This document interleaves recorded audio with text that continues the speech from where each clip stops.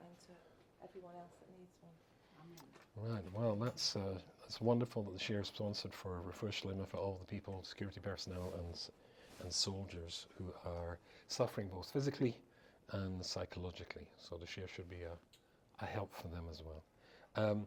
Just to give you a heads up, this is our second last share of the season, which is going to be the last season under the Near Avram umbrella. However, if you're enjoying the Shiurim, and I'm certainly enjoying giving the Shiurim to you, then I will be carrying on Women's Shiurim here, and I will let you know. I will make sure, of course, that my Women's Shiur doesn't clash with the regular Women's Shiur at Near Avram, which is a Thursday, isn't it? Now it's a Tuesday morning. Okay, so I'll make it not on a Tuesday morning, so that you'll hopefully have more Shiurim to go to, and hopefully you'll enjoy. You will see posters. There's only 2 days, Sunday and Thursday, at the Snake Bog. Oh, right. In that case, it would be a Sunday. Okay. So, I think. Anyway, if you could think about that until next week, and let me know, then I want to carry on the topic based on my book, Truly Great Jewish Women Then and Now, where we discovered very deep and new insights into the great women of Tanakh, and then I link that to a great woman, a contemporary woman whom I know, to, as it were, to show that Jewish women walk in the footsteps of their foremothers. Talk about forefathers, but why not talk about foremothers? It sounds a bit weird, though. Anyway, okay. Anyway, so I want to express my tremendous gratitude to Near Avram for allowing me to say these Shiurim and get me settled in. So I'm very, very grateful. So I think next year I'm going to be in New York, and then 2 weeks today. That's the last one, just before Yom Kippur. Of this season, but as I said, there will be another season, and I've got to find a good location. If you could also think about if you like it in a home like this, which is beautiful and warm, and a big thanks to you for all you've done, and welcoming, or maybe I could find somewhere else, including my home, I suppose. Just let me know, and we will. So after Sukkot, we can kick off a brand new series. Okay, fine. Right. Okay. So this one is called number 3 of our Elul Tishri series, I suppose. It's called Yom Hadin. So Yom Hadin, of course, Rosh Hashanah is the Day of Judgment. Guaranteed success. That sounds good. Learn from the caper bush, which sounds extremely. Did you see that? You put out people forget the titles. Oh look, we just go and what is it? Learn from the caper bush, right? Interesting, right? So let's see. Let's go back in time. I remember when I first moved to New York from Manchester in England, which was about 16 years ago.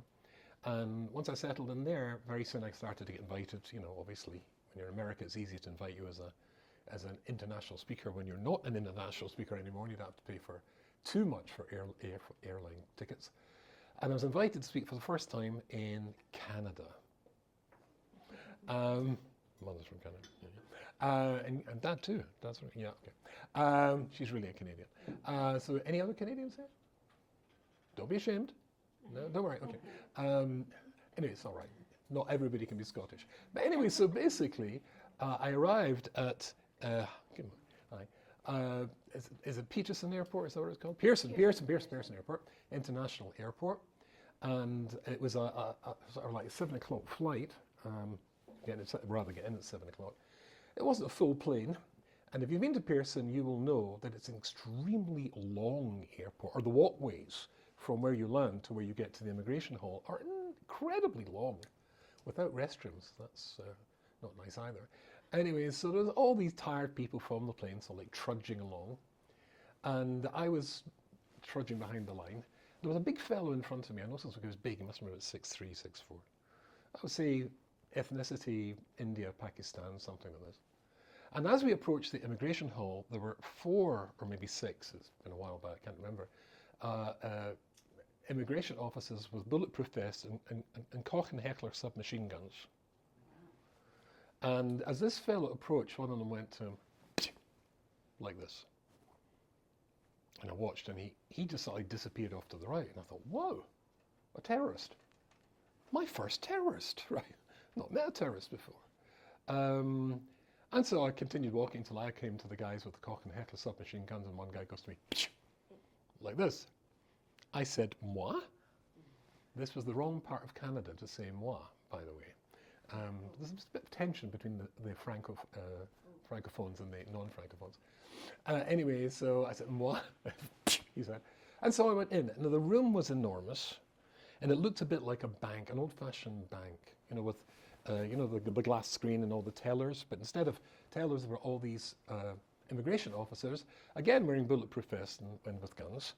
And they had, I'm not sure what they're called, when you go to the airport, they've got these lines, these barriers that make you snake round and round and round. So they had these. The guy was already at the front, the guy from India or Pakistan. And I thought, this is ridiculous, nobody's here. This is snaky. I'll just go underneath the barrier and walk through, which you see people doing that at airports. And then I remembered the Koch and Heckler submachine gun, so I decided to do the zippy thing. I was standing next to this fella, and there was all these people just totally ignoring us. And they were typing away in their computer. I suspect they were playing video games, but never mind.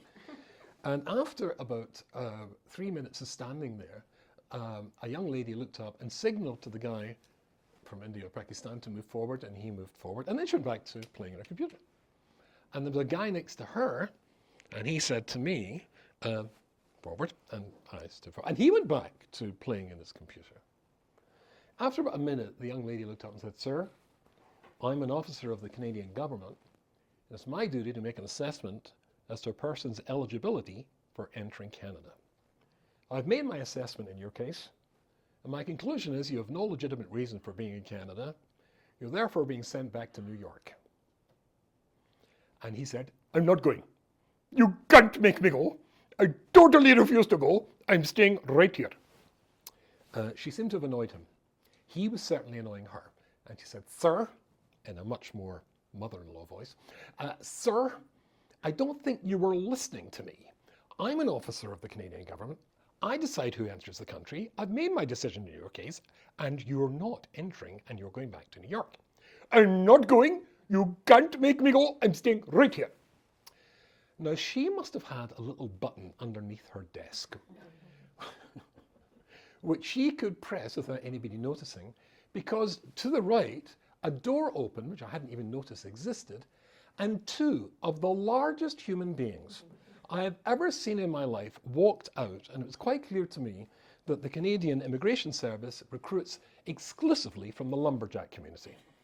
And these two monstrous men walked over and grabbed this guy under the armpit, both of them, and pulled him with his heels dragging on the carpet. And he shouted, "I'm not going, I'm not going, I'm not going." He went. Anyway, at that point, my guy looks up and he said to me, "What's your reason for being in Canada?" And I said to him, "I'm here to give a lecture." And quick as a flash, he said to me, "On what topic?" Oh. And I said to him, "Marriage." And he said to me, "Are you for it or against it?"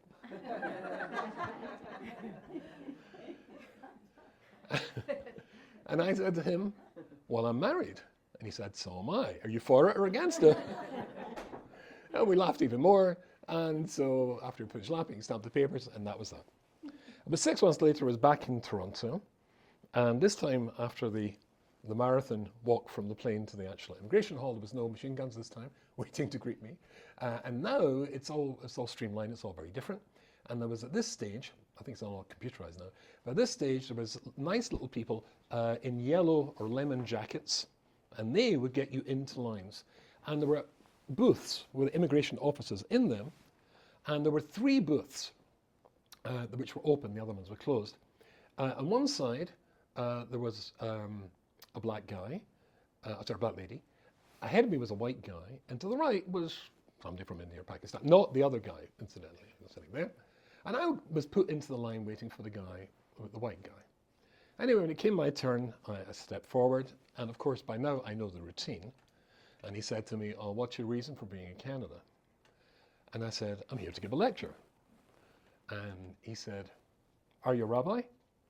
And I said, "Yes." He said, "I'm a Russia." I said, "Pardon?" He said, "I'm a Russia."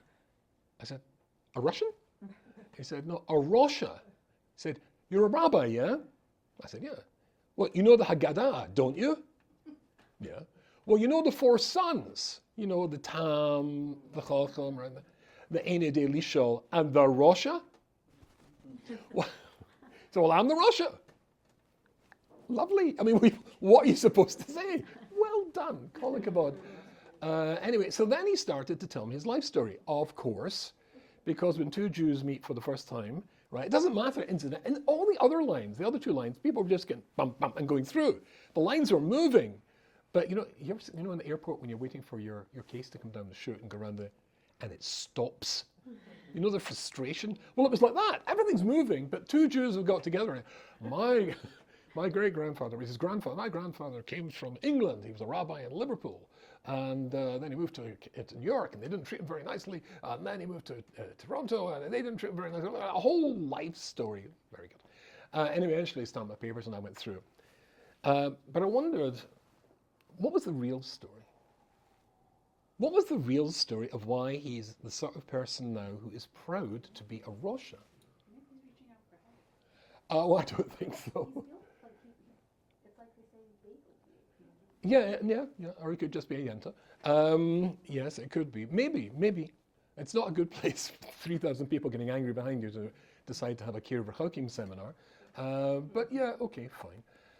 Anyway, but I wonder what the story was. He was blaming everybody else for how he was a proud Russia and everything that everybody had done to his grandfather and I suppose his parents as well. But this guy who now, he told me proudly, keeps nothing, eats pork, all that sort of stuff. I didn't notice his name. I won't say it because it would be unfair, but he had a little badge, which is a very sort of stereotypically Jewish name. Not Rubinstein, but you get the idea. I suppose if I've looked at that first, I would have got it. I was talking to a Jew. But he was very proud of the fact that he had given it all up, and it doesn't matter, maybe his kids marry out and all that sort of stuff. Right, gone. But what was the real reason? It's certainly easy to blame other people, but what's the real reason? Okay. I'm going to tell you something which I find this so exciting. So I saw this many years ago in the Alshach, and we read it yesterday in Shul. This is Shlishi of Kisova. Now we've only got another couple of parshas to go and we've ended the book. And as Rashi points out, that this is the 40th year from Mount Sinai. And it's only, as the Talmud says, after 40 years of studying with a rabbi that you actually start to understand him. Which leads me to believe that for the last 6 months you haven't been understanding a word that I'm saying, but it's the Scottish accent. But basically 40 years, but now you've got to the level you're actually able to get this. And this is what the Posuk says, and see if you can find any difficulty, any problems with this. Hayom hazeh, today, Hashem Elokecha mitzavcha, God is commanding you, la'asas es hachukim ha'olim, to completely commit yourself to keeping all these mitzvahs and mishpatim, all these judgments, b'shomato, and you'll guard them, b'asisas, and you do them, b'kol vavka, b'kol nafshika, with all your heart and all your soul. Does that strike you as a strange thing to say 40 years after Mount Sinai? Today, God commands you to keep the mitzvahs. Didn't God command us to keep the mitzvahs 40 years ago at that mountain called Sinai? No? That weird thing? So the Alshach says something here which is absolutely astonishing. It always got me very excited. And that was as follows. I don't know if you know this, but after Moshe Rabbeinu died, the Jewish people were in deep and profound mourning. And they were in a mess, we would say in modern terminology. And not only that, not only were they in deeply emotional distress, but also in their distress, they forgot many of the halachas that Moshe had taught them over the 40 years. And because of that, Yeshua, who was supposed to have remembered them, he is the next link in the chain, he had forgotten them as well. They wanted to kill him for this. And along comes somebody called Osniel ben Kanas. And Osniel ben Kanas was able to work out the missing halachas by logical deduction. Does that make sense? Did I ever tell you the story when I did a 5,000-piece jigsaw and I lost a piece? It was over Pesach and I was doing it with my kids. It was of a cartoon, sort of like caricatures of an orchestra, 83 people or so in the orchestra. And we were nearly finished it, and I'm a bit of a compulsive guy. The kids had all gone to bed. I just couldn't stop myself finishing this jigsaw. And I finished it, and I got to the end, and there was a piece missing right in the middle. It was a violinist. It was this like bust, sort of like, shoulders and head violin. And it was gone. And of course I'm looking in the box, I'm looking under the box, I'm looking under the tables, gone. So I was obviously very frustrated, so I went back down to the store I bought it in and bought another one. For the one piece. Now here's an interesting piece of information, and it will shock you. Jigsaw puzzles, even though it's the same picture, are cut differently. No. The pieces are cut differently. Imagine the frustration that, there was now it was half his head, and a bit. So what did I do? I'm blessed that Hashem has allowed me to be artistic, so I can draw and paint and stuff like that. So I just drew from the picture on the cover what the violinist was looked like. I then put a bit of paper, got the pattern, and then cut it to that shape, stuck it in the cardboard, and stuck it in. Yes! Not going to give in. But it was a bit like that. There was pieces missing from the halacha, and these pieces that were missing from the halacha and the tradition were now put back in place by somebody called Osnam and Canas, who, as it were, figured out by the context of surrounding halachas what these halachas might be. Right? So we lost, I think it was 400, and he was able to put 400 back again. Interesting. But the Alshich says, why was it not that Yeshua, who's a prophet, prophets talk to Hashem, simply got out the prophetic iPhone, or however they do this, and phoned up and said, Rabban Shalom, bit of a problem here. There's 400 halachas which have just slipped my memory. The Jewish people want to stone me to death. Could you please remind me? And the Alshich says, the reason that he didn't do it is because God wouldn't have answered. You see, says the Alshich, at this bit in Kisova, with only a couple of parshas left, there are no more halachas. It's done. The rest of it is Musar. The rest of it is hashkafa. It's advice as to how you're going to go on with being Jews. But halachas, the 613 mitzvahs, they're done. That's already been given.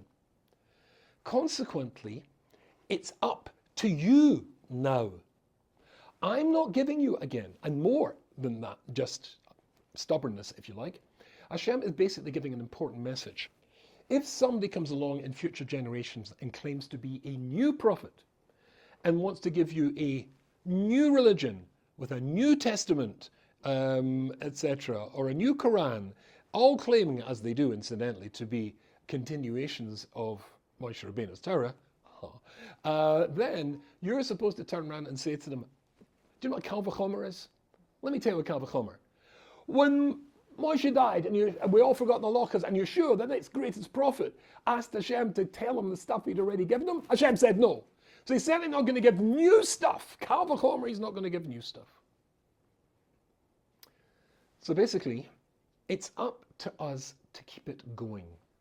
And there is no second giving. Each generation, there's a link in each generation, and you and I, we are part of that generation. It's up to us to carry that tradition and that knowledge forward. Now, we know, of course, that there are Shiurim Ponim LaTorah, 70 facets to the Torah. For every question, there are 70 answers, and even if the answers seem to contradict themselves, they're still all correct. Does that make any sense to you? If one says black, let's say Hillel says black, and Shammai says white, they're both right. How can that be? So Rabbi Dessler gives a beautiful moshel. He says, I'll use this one, it's better. Imagine this, instead of being a Medrash Rabbah, imagine this is a block of wood, which is not too difficult to do because it used to be. Anyway, here's a block of wood. Now suppose I hold this at the eye level of, let's say, the smallest lady in the room, whoever that is. And I hold it at your eye level, and I say, this is my block of wood. Later on, somebody else comes in, this very tall lady, say, oh, we're just in the middle of something. I just want to show you, this is my block of wood. Right? And then I say, now these two ladies have seen my block of wood. To the first lady, would you please describe my block of wood? She'll say, long and narrow. The second lady will say, broad and wide. Who's right? They're both right, but they've both said totally contradictory things. It really depends on how you see it. And that is your perspective. So classically, there are 70 different perspectives. 70 is a very significant number, of course, in Judaism. 70 members of the Sanhedrin, and 70 comes up a lot. But 70 languages, but 70, I suppose you could say, personality types, or intellectual types, or 70 soul types. And they will see, it, instead of being a 6-dimensional object, like that would be if it was a block of wood, it's more like a diamond, because of course you see a diamond cut, and let's say in a woman's engagement ring, it's got many, many facets. You could have 70 facets. So you could see 70 different, or have 70 different answers to what is my wife's engagement ring like, depending on how you're looking at it. So it really depends on that perspective. 70 different. But Rabbi Yerucham, one of my great heroes, Rabbi Yerucham, the old Mashgiach of the Mir, he said something which was outstandingly fabulous.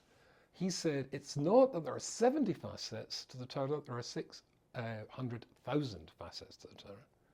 Because there are 600,000 male Jews representing their wives and their children who stood at Mount Sinai. And each and every family is different and have their own perspective. Therefore, the carrying forward of the Torah from generation to generation, which is never given again, is in the hands of the Jewish people and all of the Jewish people. How you see it as a Jew will be different to how I see it. A Satmar will see it differently to a Lubavitcher will see it different to a Sfadi will see it different to a Litvak like me. But together, we paint the entire picture, and you can carry it on from generation to generation. Does that make sense? That means, therefore, there has to be an unwavering and stubborn determination not to give in. So when the guy turned around at the airport and said, I'm a Rocha, I'm proud about that, I don't care if my kids marry out and all that sort of stuff, he's thrown in the towel. And if the Jewish people were dependent on people like him, there would be no Jewish people. But if the Jewish people is dependent on people who are classic Jews, then it's a very, very different perspective. I'm in the middle of this second book in the series of Truly Great Jewish Women. We've been focusing, when we did it before this Elul interregnum, we were doing that book. I'm busy doing book 14, which is Truly Great Jewish Women 2. And I always had an ambition to write a book. Now, I've written books on many, many subjects, but I always wanted to write a book that was as good as Herman Wouk's This Is My God. I don't know if you've read Herman Wouk's This Is My God. It is a classic. It is utterly brilliant. Herman Wouk was his father was a Lubavitch rabbi, came from Russia, couldn't hack America, went back eventually to Russia, but Herman Wouk was brought up as an American boy, and consequently went and became very, very famous. How do you spell the last name? W-O-U-K. Herman Wouk. It's the classic book. Any beginner, anybody doing Geras, to start off, the London-based team always used to say, read This Is My God. And it was written in the 60s, and I still don't think it's been surpassed. But he was a Hollywood screenwriter and there was many, many films made of his books. There was one called Marjorie Morningstar, one called the Caine Mutiny, I seem to remember, was famous. Humphrey Bogart was a famous actor back in the golden days, they say, of Hollywood. So he was a big deal. He was a big deal. And he became a Balchun. He'd given it all up. I mean, Hollywood is, after all, incredibly seductive. He gave it all up, and he was a Dafyomi man, wonderful. And he wrote this book, and it's absolutely astonishing. Anyway, so he writes about, after the Second World War, he served in the Navy in the Second World War, American Navy. And he writes there that he stayed in the Navy Reserve. And he says when he went to travel, he's talking about the contrast between the Jew who is the stubborn Jew, although he doesn't use exactly those phrases, and the Jew who's happy to bubble and merge into the melting pot of America and disappear. He said, sometimes when I was sitting in the train going to take my reserve cruises, because if you're in the Navy Reserve, you have to go on cruises to keep your skills in. My youngest son's brother-in-law is a very, very senior pilot in the IDF. He's one of these test pilots that takes, the American jets, tests them to the limit, finds out how they can make it even better, and helps redesign them. He's now a colonel in intelligence. Interesting guy, right? But he's still, even though he's a colonel in intelligence, he has to go on a combat mission once every month. Not just, take the F-35 or whatever, take it for a nice little jaunt around Jerusalem, wave at me.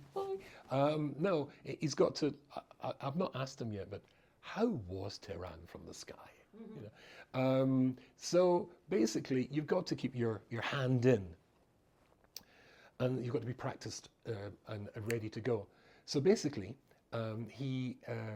this fantastic guy, Herman Wouk, was sitting in the train, and he'd be wearing his whites, the whites of the American Navy.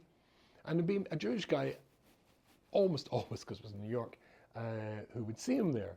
Now, he was in the army, this guy, because so many, American of that generation were in the forces. And so many people would say to him, how come you're still in? Because they could hardly wait to take off their uniforms and go back into civilian clothes. How come you're still in? He says, I think that's the question that the non-religious Jew poses to the religious Jew. How come you're still in? And in asking that question, they're putting their finger right on the point. Because we are stubborn. We just aren't giving in. So I want to tell you something which I found recently. I thought was really, really good. It's a Gemara, and the Gemara is in Be'ah, and it's in Kof Hei Omid Beis. And this is what it says: that Reish Bet Lachish, Gimel Azin him. There are three hard things. Azim, how would you translate Azim? Az, strong, mighty, that sort of word. Anyway, there are three very hard things, and that is Yisrael be'umas, amongst the peoples of the world, the Jews. Right? Let this float for a minute in your mind. That's the peoples. Kalev b'chayas, amongst the animals, the dog. Okay. Obviously, I'm seeing some furrowed brows breaking out across the room here, so maybe that's a problem. And Tarnagal b'oifas. And amongst the birds, the cockerel. Okay? Cockerel. Cock-a-doodle-doo. That's my impersonation of a cockerel. What do you think? Okay. A rooster, yeah. Oh, is it a rooster in it? Okay, thank you. American, it's a rooster, apparently. Okay. But the Ish Omrim Af Az Bebehema, when we're talking about animals, it's the domesticated kind. V'yish omim af tzlaf belonis, and amongst the trees, the tzlaf. Now the tzlaf is the caper bush, and if you want to see one, well, first of all, we've got quite a few of them growing here. What's that? Kahal Hasidim, there's a store there. I'm call it Nemirovs. Nemirovs. If you go to Nemirov, and the wall across from Nemirovs, you'll find one growing out of there. But a more famous place you'll find them is at the Kotel Maravi. If you go to the Kotel Maravi, and you can look at medieval drawings of the Kotel Maravi, and there they are, like beards, growing out of the Kotel Maravi. Right? And that is perplexing. The greatest amongst the trees. Well, first of all, it's a bush. It's not quite a tree. So none of this really makes a lot of sense, does it? So the Jewish people being hardest amongst the nations of the world, all right, I quite like that idea. I'm not going to argue with that. I like it. So we'll leave that one to the side. But the next one that said, amongst the animals, the strongest, the hardest is the dog. Really? What animal would you choose? And we have a South African here. A lion. Yeah, I would choose a lion. Because, well, a lion. King of the animals and stuff like that, and they're about that tall. And did I tell you when I was bitten by a lion? Yeah, I told you that one. Okay, good. Anyway, so fine. You missed that one. You have to go through them. This is worth getting. Yeah. I was bitten in the arm. Actually, from here to here is artificial. So basically, the lions would be my choice. Amongst the birds, the rooster. What bird would you choose to be a mighty? The eagle, yes. The vulture. That's a bit after the death. The eagle sort of arranges the death. It's a little bit ahead of the curve there. And then amongst the trees, Now here's what Rashi says. Rashi says, this is really good. Rashi says, tzlaf be'elonis, that tzlaf, the Hebrew word for caper bush is the tzlaf, sadik lamed fe, tzlaf. Lo yodati mahu azis shaloi. I haven't the faintest idea why that should be a mighty tree. And there's a lot to say in that. Somebody was talking before about what do we learn from angels. What do we learn about the great minds, the greatest minds of all Jewish time? They have no embarrassment in saying, I don't know. It's not an ego trip, you sort of bluff. As a teacher, sometimes somebody asks you a question, it's a critical point, and you haven't a clue how to answer it. So we'll get back to that at the end of the lesson, if I've got time, which somehow I never have. You're hiding your deficiencies because you don't want to. No, the greatest, Rashi, the first Rashi in the Torah, the Ramban says, I don't understand the Rashi. In fact, consistently says, I don't get Rashi. Rashi several times will say, I don't understand what the Chumash is saying. And here in the Gemara says, I don't understand what this could be. So I had an idea. I wondered if the reason that Rashi doesn't understand why the tzlaf could be the mightiest of all the trees stroke bushes is because he never got to Eretz Yisrael. Rashi never made it to Eretz Yisrael, as far as I know. After all, he lived around about 1096. That was the date of the First Crusade. Not a good time for a Jew to come to Eretz Yisrael. Right? Major war between the Islamic world and the Christian world, Crusades and all that sort of stuff. But I think it's fair to say there's no evidence suggesting that Rashi made it to Eretz Yisrael. Consequently, Rashi never saw the tzlaf growing at the council. What do you know about the tzlaf that grows at the kotel? They have to regularly take it out, cut it back and take it out if they can, because they're scared that the roots will undermine the stones and the structure and cause it to all sort of like come tumbling down. Consequently, he wouldn't have seen that. You see, the thing is, the tzlaf just refuses to be uprooted. And you can burn it, you can poison it, you can cut it back, and do everything to it, and it still grows back. In fact, where I daven and grow, there's a little pathway, because Sharikes is full of these fabulous little pathways. Well, I go on a main road, we can have all these like beautiful little pathways to walk along. And there was a tzlaf growing a little entrance. And just last week, I wanted to visit it all the time. Incidentally, 3 parts of it are edible. The leaves, and the flower, and the pod. It's all edible. And it's got thorns as well, by the way. Anyway, so I went to see it. This is my tzlaf tree. And they'd cut it down right to the root. And I looked at it, I was so upset. How dare you cut down your tzlaf tree in your garden? I visited. But it's interesting, I visited because it reminds us of the Jewish people. They all are connected to the Jewish people. It just won't stop growing. You can do whatever it wants, and it still keeps growing. And when I looked at it, and I was so upset, and then I noticed one little stalk with one little green shoot had popped right out and going, not going to cut me down. So Rashi says, I don't know. But maybe, I thought to myself, it's because Rashi was never here. However, I found a Medrash Rabbah, and the Medrash Rabbah is almost the exact same words, but gives us, in that tiny variation, gives us an insight. We said 3 azim hem. There are 3 mighty, strong, hard things. The Medrash Rabbah, if you're taking notes, it's in Kisiso, and it's Membeis, chapter Membeis. Gimel chatzufim hem. There are 3 chutzpahdik things. Not hard, but as, incidentally, can mean chutzpahdik. In fact, we daven every morning for God to save you from bumping into azi ponim, hard-faced people, rigid, unmoving, stubborn. Keep away from these people. Gimel chatzufim hem. Hatzuf b'chaya, chotzuf b'chaya, the chutzpahdik amongst the animals is the caliph. Now it makes sense. If you're now translating it, it's chutzpahdik because dogs bark at people and they bite us. Most animals are scared of us, apart from cats in Yerushalayim. But mostly cats will run away from you. They sort of look at you and say, yeah, bring it on. But generally, animals run away. even lions. I'm not really keen in human beings, but a dog doesn't. But oif tarnagal. And now the rooster amongst the birds. Why? Well, last night I gave a shir before slichos in yeshiva and seminary, the joint yeshiva and seminary of Chappelle's and Midrash Rachel. And so I spoke from 12 to 12:30, and then we had the slichos, and then by the time I got home, and of course I was preparing our shir for today, so I think I got to bed about 3 o'clock. So I'm sort of like tired. I thought, well, maybe I'll go to a later minion, but cock-a-doodle-doo! Right? But it was the Tarnag all about, wake up, get up, you're not sleeping. They are the alarm clock that you cannot switch off. Right?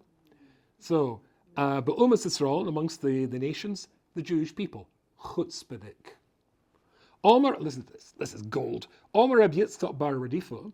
Reb Yitzchak bar Radifa says, B'shem Reb Ami, in the name of Reb Ami, Ata Sova Shehu L'Genai. Do you think that calling the Jewish people chutzpahdik is an insult? No. Ve'en el shvachon. This is a praise, a compliment of the Jewish people. And then he quotes this. O Yehudi, o Tzaluv. O Yehudi, or Tzaluv. What's a Tzaluv, do you know? Well, it's almost the same as the word Tzaluf. And if you know anything about Rav Chaim Hirsch, Rav Chaim Hirsch, total genius, he made a whole avodah out of saying that various consonants are interchangeable.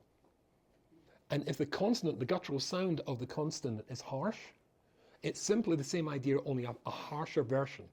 So tzluf, as we said, is the name for a tree. It's also incidentally a sniper in Ivrit, modern Ivrit. But saluv, as opposed to f. F is a soft sound. F. But is there's a whole thing of working out that words that are almost spelt the same, if you've got the interchangeable consonants, they are indeed the same word. So it's interesting. It says, "Oi, Yehudi." You think that being chutzpahdik, being stubborn, is a criticism of the Jewish people? It sounds like it when Hashem says they're an am kashay orev. But if you were Hashem and you wanted to find a people who would carry the message of your Torah through 3,336 years, which I think is where we're up to, if you wanted to find a people, what one character trait would they need to have to pass through wars and temple being broken down and expulsion and rebuilding it and then expulsion and then slaughter by the Romans and then inquisitions and crusades and pogroms and the Holocaust and October the 7th? What quality would they have to possess? Tenacity, stubbornness, chutzpah. And listen to this, and listen to the way it puts it, so dramatic, but so beautiful. The Jew says, "O Yehudi, I either get to live as a Jew or tzaluv." A tzaluv is a gallows. A gallows. Tzaluv. And here on the side, interestingly, it says the Eitz Yosef, who's like the Rashi, the commentator here, it says this is exactly what it means when it says tzalof be'ilonos. Why is it the tzlof is the tree? The caper bush is the tree of trees? Because you can't get rid of it. It just won't give up. It's the same as tzaluv. That's the mindset of a Jew. I'll read this bit to you. You think that the nature of the Jewish people, as expressed here in this medrash, is something which is critical of them? No, it praises them. Since they accepted upon themselves the Torah, they're chutzpahdik.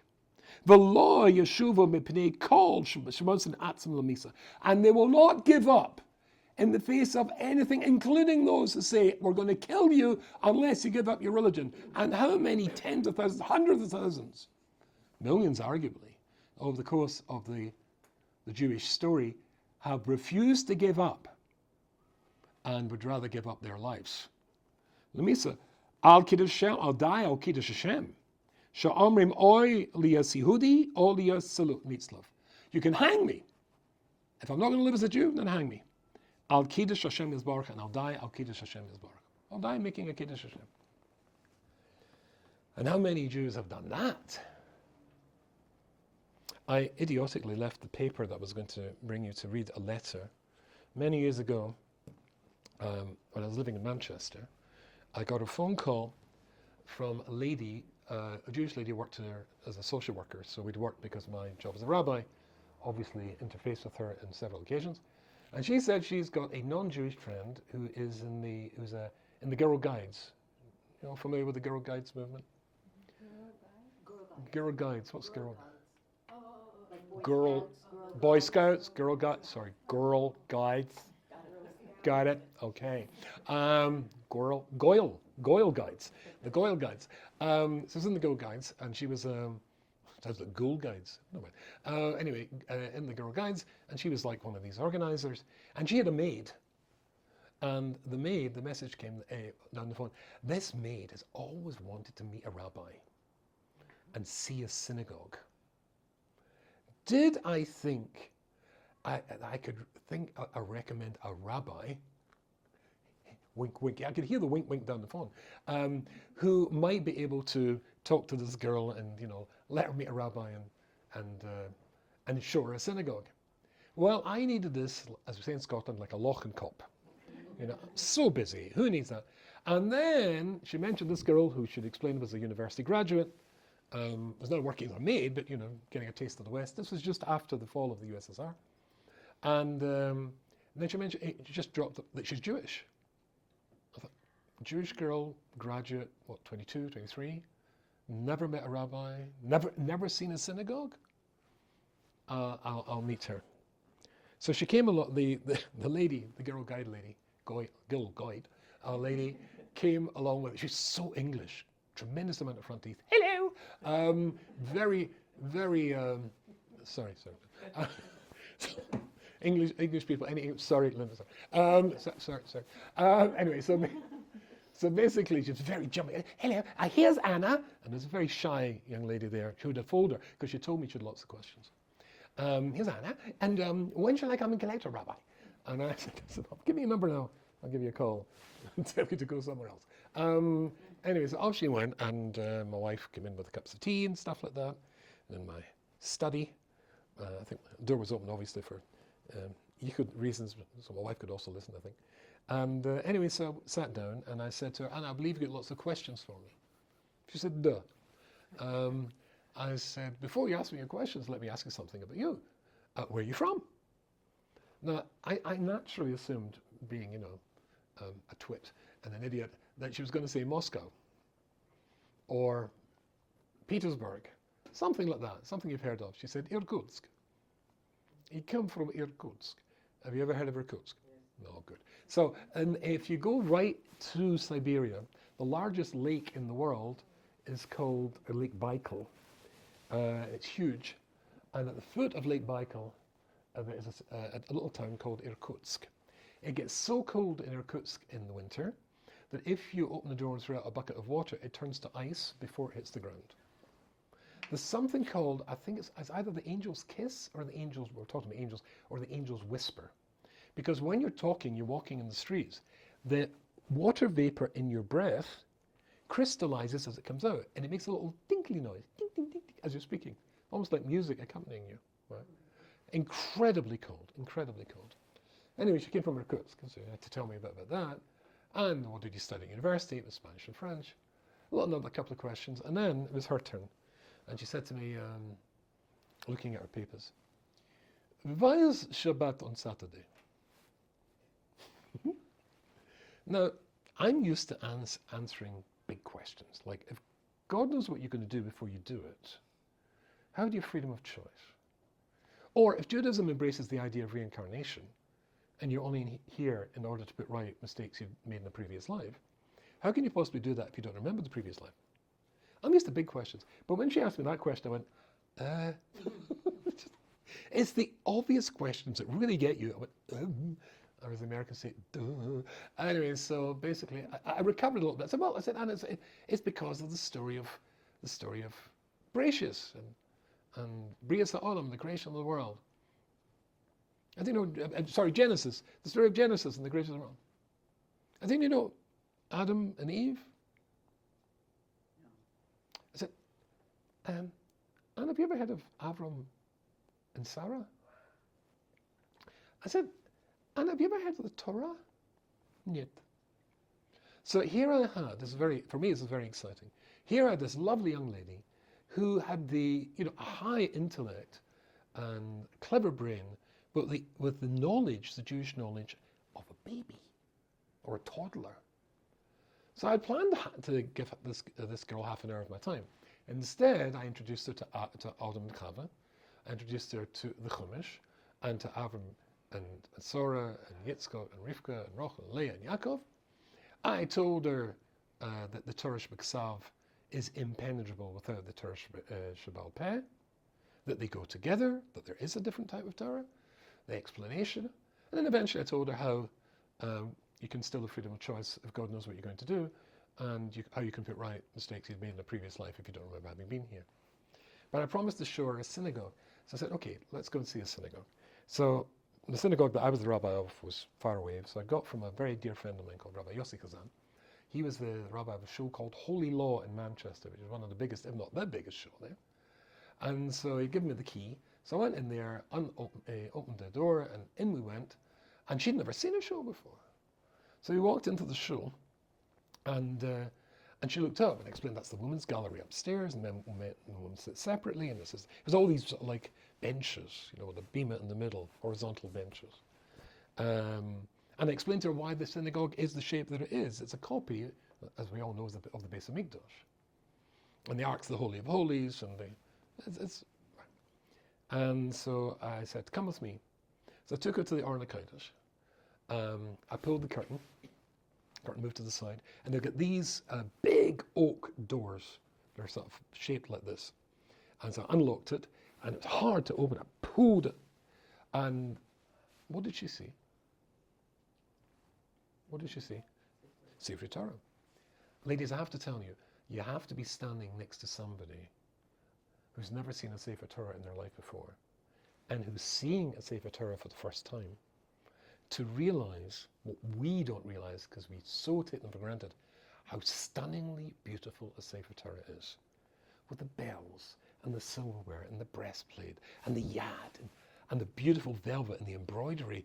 And your face was taking all this. I couldn't believe it. So I said, okay, grabbing one of them, come with me. So I walked down, went back onto the bema, took off all the coverings and of course the silverware, and then I opened it and I said, that's it, Anna. That's the Torah. Put it all back in, and I said, okay, let's go and see the Jewish community. See, I wanted to see that the Jewish community was alive and vibrant. I wanted to see Jewish elementary schools, I wanted to see Jewish high schools, I wanted to see yeshivas, I wanted to take her to a place called King's Road, which is a main shopping area with all sorts of nice stores and, kosher foods available. I wanted to see that the way she could see how Jewish women shop in stores. See, they do it differently to non-Jewish women. Non-Jewish women go to shops in order to buy stuff. Jewish women go to stores in order to schmooze with their friends. Anyway, so it was time to go back because she had to get back to work and stuff like that, and I already told the girl guide lady to come. So we're driving back and she said to me, what do you do? I said, pardon? She said, what do you do? I said, what do you mean? So what she meant was, how do you religious Jews live? She had already been to Eretz Yisrael 3 times. Her sister had made Aliyah from Russia, had moved there. She had visited her 3 times, still never met a rabbi, still never seen a synagogue. There are many different Israels. And so she said, what do you do? What she meant, how do you frum guys live? I got the impression that the sister, coming from obviously a secular Russian background, was probably already biased that we were all sort of medieval, mentally deficient, etc. I said, oh, you mean how do we live? I said, well, we worry about our finances. Particularly if we've got teenage daughters or sons, the cell phone bill comes in, it's always a problem. We look forward to our family vacations. Sometimes we argue with each other. I said, but apart from trying to live our life according to that book that I showed you, I suppose we're pretty much like you. She said, I thought so. I just had to ask for myself. I said, fine. I said, Anna, why don't you come for a Jewish Sabbath? She said, I can't. Shabbat is my worky day. It's a busy day for me. I said, okay, so why don't you come for a meal? A kosher meal. She said, I'd like to do that very much. And so I waited patiently for her to phone up, and it never came. Instead, idiot Rubenstein, she sent me an email, which I sadly have not brought. And I've read it so many times, and in Shiurim, I can more or less say it off my heart. It says, Dear Rabbi Rubenstein, Dear Rabbi YY, Dear Rabbi YY, how are you? How is England? I miss it very much now. Yes, I'm at home in Russia. Russia isn't so bad. When I got back, it was only minus 33 degrees. Mm-hmm. So it's not as bad as it could be. I have got some job interviews in a few days' time, which I hope will be successful. Anyway, I do remember you. She said, and then she tells us some more details, and then she said, last Friday night, I went with my mother to the local synagogue. And then I went with my mother to the local synagogue last Friday night, and in brackets, it was Sabbath. That's just in case I was, in doubt about it. I liked it very much and hope to go again next week. When I told the rabbi about you, he got very excited and asked me under what circumstances you would come to Irkutsk to give some lecture. Answer, summer. If you could, Rabbi, it'd be a wonderful way for me to pay you back. I hope to heat, interesting typo there, I hope to heat from you very soon, hear from you very soon, Anna. And when I got that, I was absolutely blown away. I once had in my house a whole bunch of little Russian girls. This was literally the year after the USSR fell, and they brought a whole bunch of Russian girls. And I gave a share, and somebody was translating simultaneously into Russian, which is a bit uncomfortable, but it worked somehow. And I thought, these kids, how are they here? They've withstood either Hitler or Stalin. And Hitler only managed to kill 12 million people in his concentration camps. According to some estimates, Stalin managed 50, and he didn't like Jews. How are they still here? And how are they still Jewish? Yaakov Avinu on his deathbed, he wants to give the Jewish, his children, all gathered round about him, he wanted to tell them the end, Rashi says, the end of Jewish history. But God took away his Ruach HaKodesh, so he couldn't. He couldn't tell us how this story is eventually going to end. But even though he couldn't tell us how it was going to end, he could tell us all the bits up to the end. He could say that Jews are going to be living in cities like London and Paris and Warsaw and Salonika, New York, but also Jews will be living in places called Auschwitz and Birkenau and Dachau and Belsen. And the astonishing thing is you. Because you and your parents and your grandparents and your great-grandparents, in an unbroken line, all the way back to that bedside, when Yaakov couldn't see how it was going to end, but what would happen towards the end, and still we, our Zetas and Bobas, Alta Zetas and Alta Bobas, were willing to get on that road. And here's this Jewish girl who didn't know that there was a Jewish road till 2 weeks before, 2 months before, and suddenly she hears about it, and she's back on that road, and she's going again. I've been trying to get in touch with her for about the last 40 years. She's moved to Eretz Yisrael. I'm hoping it's a nice, happy ending. But if you ever come across Anna Moroshova, tell the Rabbi Wywan sends best regards. How did she know she was Jewish? That's a big question about all Russian Jews, I don't know. On the passport, it says Jews. There's ways around this one. But anyway, that's your story as well. Stubborn, that's who we are.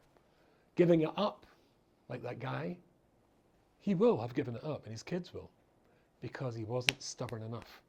What's the ultimate Jewish characteristic? Not budging for anyone.